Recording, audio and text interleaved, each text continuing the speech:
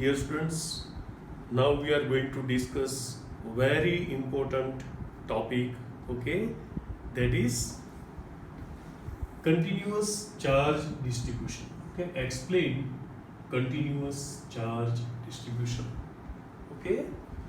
Now see, first of all, uh, earlier we discussed discrete systems of charges. Okay, now what is the difference between discrete and continuous? Okay, it is very important concept as far as physics is concerned. Okay, discrete and continuous. Okay, so see, this is reference for you. Okay, we discussed point charges like this. Okay, placed apart. Okay, some distances between them. Okay, so this is called discrete system of charges. Discrete system of charges.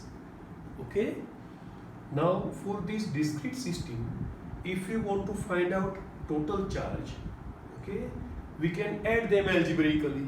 Okay, means sigma q equals to, we can write like this: sigma q equals to q1 plus q2 plus q. It is algebraic sum, so we have to write with signs plus minus. But whatever, we can easily sum up these charges. Okay, so this is discrete system of charges. Point charges are placed apart. Okay, there is some visible distance. Okay, and generally they are in finite numbers. Okay. Now if we want to find out total electric field produced by this system of charges, we can easily find out using principle of superposition. Okay, so solving problems regarding discrete system of charges is somewhat easy, because easier to solve, because we do not need use of calculus, we do not need integration or differentiation. Okay, so what we learned up to this were discrete system of charges.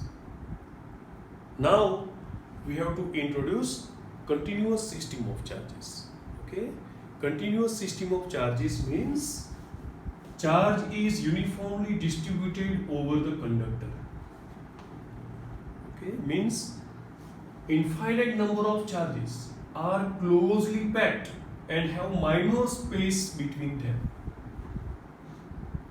See, let us draw a figure. Okay,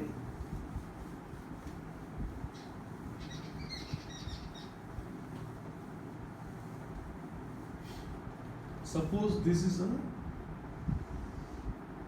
linear conductor and I put so many charges on it.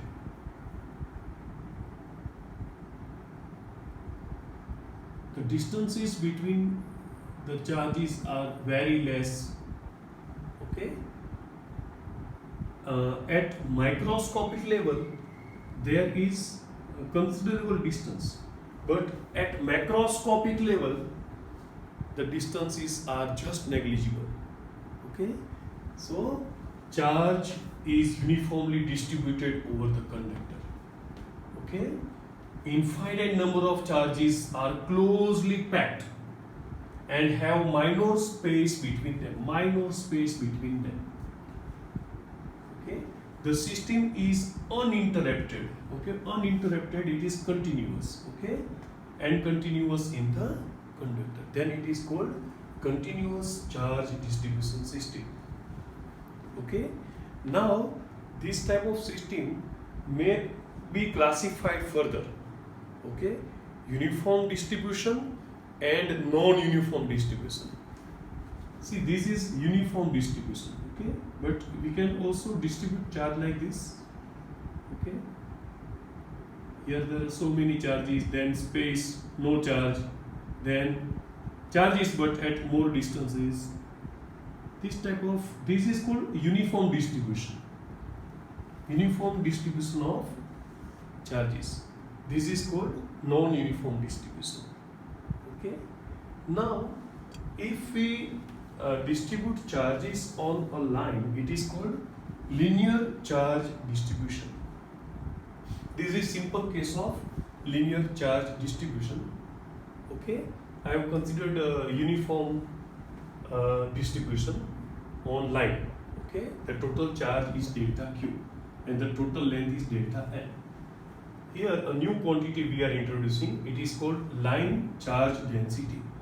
Line charge density, lambda, means charge upon length. Charge upon length.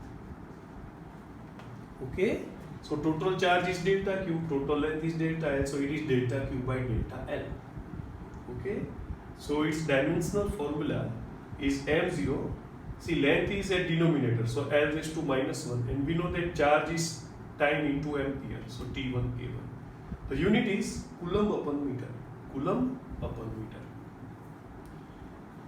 See, I have considered uniform distribution. Okay, so lambda has equal value at all the points, like here. Okay, but if we consider non-uniform distribution like this, in that case lambda will have different value at different line segments. In that case, what we have to do, we have to consider lambda as dq by dl, small line segment and charge in it. Okay, then charge upon line segment, small line segment. Okay, by that way we have to find out lambda, which depends on the position of the point, initial point. Here it is equal everywhere. Okay, because it is uniform charge distribution. Okay, now if the charge is distributed on a surface, okay, two-dimensional surface, in that case it is called surface charge distribution. Here we are introducing surface charge density, sigma. Sigma means charge upon area. Charge upon area. Here total charge is delta Q and area is delta S. So sigma equals to delta Q upon delta S. Okay, so its dimensional formula m0. See, area is at denominator, so L raised to -2, and we know that charge equals to time into ampere, so T1 A1. And SI unit is coulomb upon meter square. Okay, here also sigma has same value at all the points, because it is, we have considered uniform charge distribution. If the charge distribution is non-uniform, okay, like this, in that case sigma also depends on the position. Okay, finally volume charge distribution. It is a charge distribution on three-dimensional object. Okay, so I have tried to draw three-dimensional effect. Okay, it has some width. Okay, it is not a plane, it has some width. And I have also considered again uniform distribution. Here we are introducing a new quantity, volume charge density, rho. Rho equals to charge upon volume.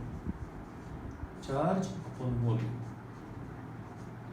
So its dimensional formula will be, volume is a denominator, so m0 L raised to -3, charge equals to T1 A1, and SI unit is coulomb upon meter cube. Okay, here also if the charge distribution is non-uniform, suppose like this, then also sigma will be depending on the position. Okay, so sigma is not always constant, or sigma can here rho in here is here rho will depend on position. Here sigma will depend on position. Here lambda will depend on position. In short, lambda, sigma and rho can have same value if the distribution is uniform. Okay, and can have different values at different points if the distribution is non-uniform.